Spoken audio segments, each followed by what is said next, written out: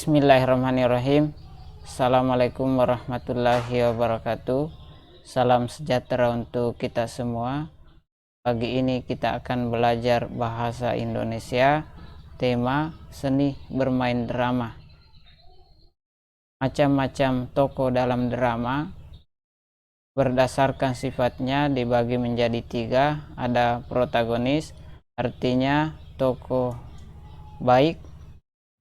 Yang kedua, antagonis, lawan dari tokoh baik yaitu tokoh jahat.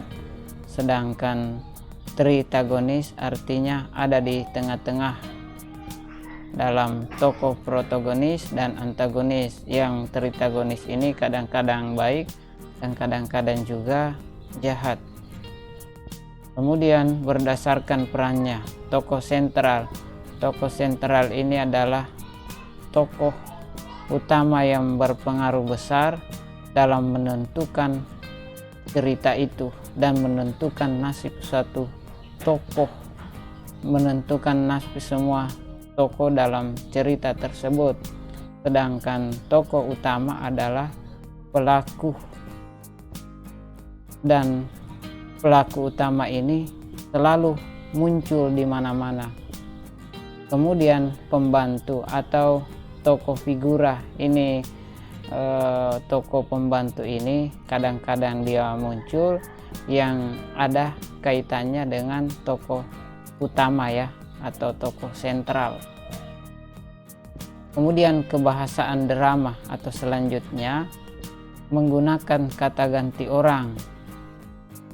Selanjutnya menggunakan kosakata sehari-hari yang populer di tengah-tengah masyarakat atau di tengah masyarakat, dan menggunakan berbagai macam jenis kalimat. Selanjutnya unsur penunjang pementasan lakon drama. Naskah ini sangat penting. Tidak akan pernah ada suatu drama atau permainan drama ketika tidak ada naskah. Begitu pula dengan sutradara. Ada naskah tetapi tidak ada sutradara, maka tidak akan jalan pementasan drama tersebut. Nah, selanjutnya ketika ada sutradara, maka ketika tidak ada pemain, maka drama itu pun tidak jalan. Kemudian tata panggung, ada tempat pementasan.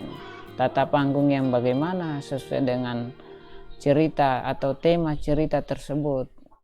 Kemudian tata cahaya atau light acting ini sangat penting untuk menghidupkan suatu cerita itu lebih menarik lagi. Tata rias ini dibutuhkan karena apa?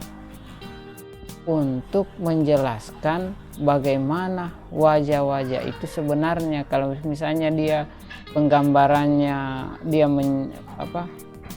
tema tentang percintaan, baru tata riasnya tidak sesuai, maka itu tidak menyentuh jiwa atau psikologi penonton.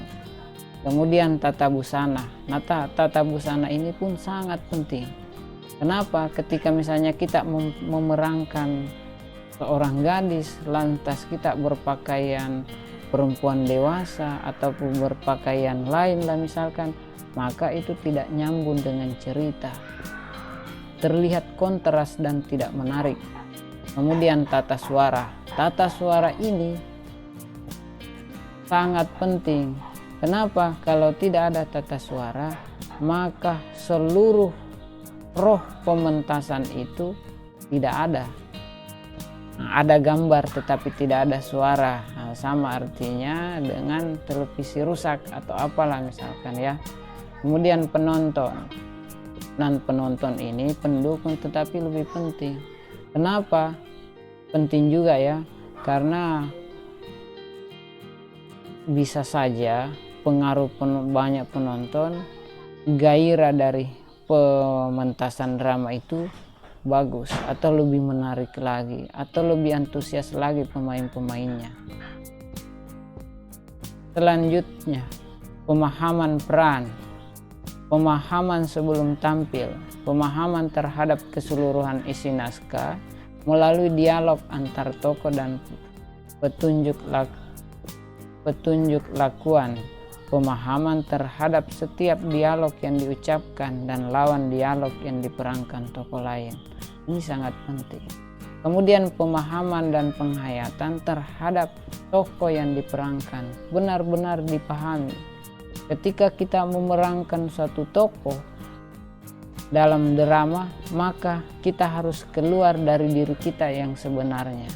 Misalnya tokoh pengemis, kita benar-benar menjadi pengemis pada waktu itu, bukan diri kita tetapi tokoh yang diperankan, mengungkapkan ekspresi sebagai bentuk perwakilan dari pesan yang ingin disampaikan kepada penonton.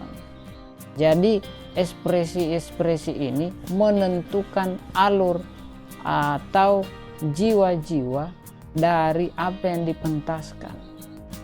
Kalau tidak ada ekspresi, terlihat monoton suatu pementasan itu.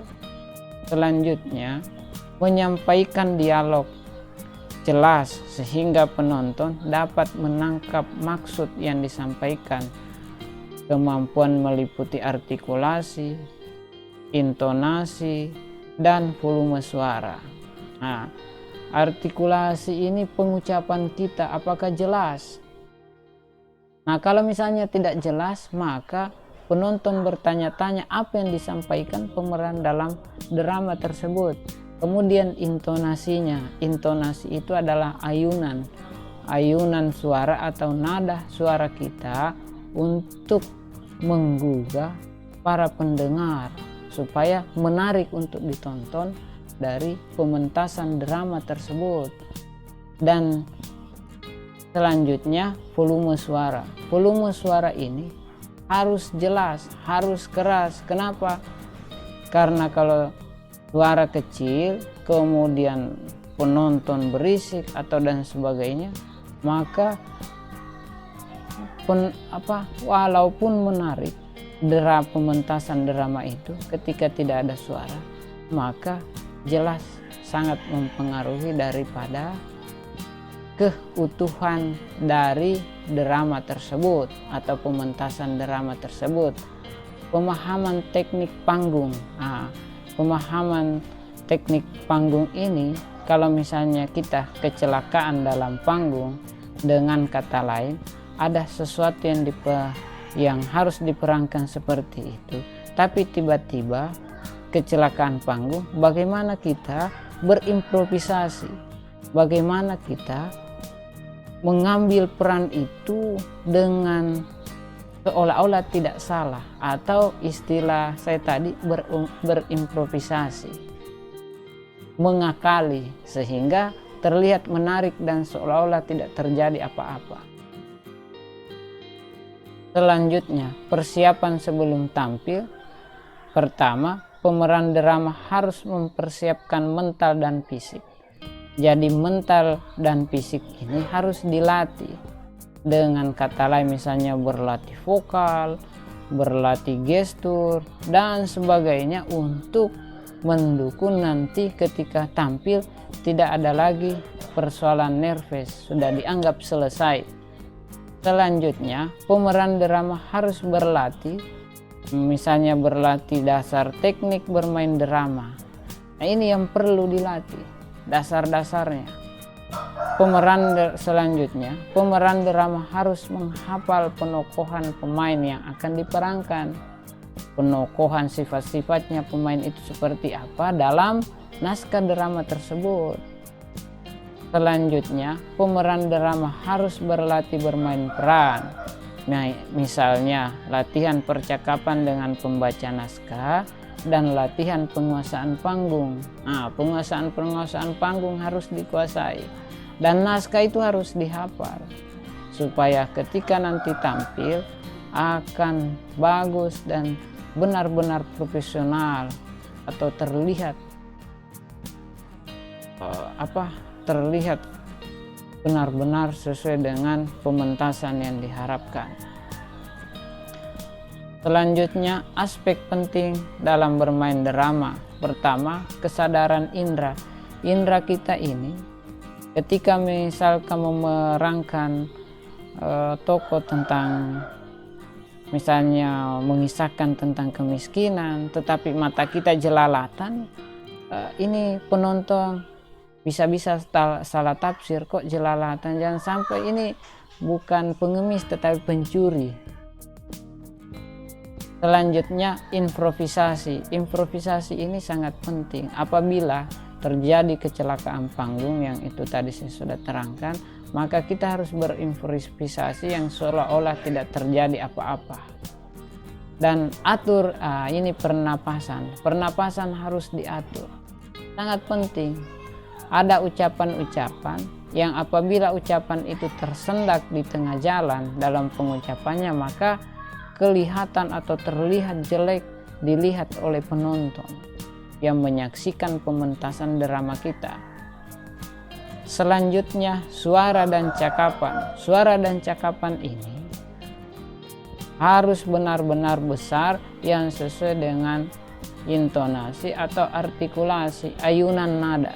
Misalnya kalau kita marah, misalkan saya contohkan begini, ingin kupotong lehermu dengan pedang yang berkarat ini, kan itu biasa-biasa saja. Tapi kalau kita ucapkan, akan kupotong lehermu dengan pedang yang berkarat ini, walaupun berkarat, kedengaran sangar. Kalau itu yang diucapkan, suara-suara kita diayun sesuai dengan intonasi yang ada. Selanjutnya, tubuh dan gerak atau gestur. Ini harus sesuai dengan yang diucapkan.